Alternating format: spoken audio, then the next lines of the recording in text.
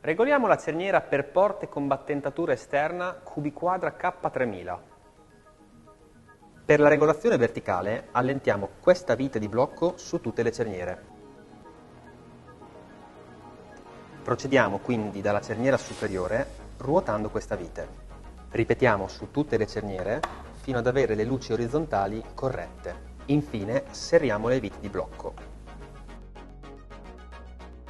Per la regolazione orizzontale muoviamo queste due viti compiendo lo stesso numero di giri su entrambe prima di passare alla cerniera successiva. Ripetiamo l'operazione su tutte le cerniere fino all'allineamento delle luci verticali. Per la regolazione di profondità allentiamo questa vite di blocco. Allentiamo la vite di blocco anche sulle altre cerniere. Ruotiamo questa vite per allineare il pannello con la parete. Ripetiamo l'operazione sulle altre cerniere presenti.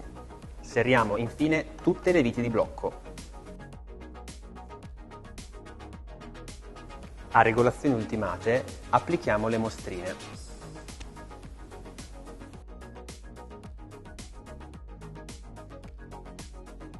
Ecco come si deve presentare il pannello con la cerniera K3000 correttamente regolata. Tutte le regolazioni possono essere effettuate con la chiavabrugola da 4 mm in dotazione.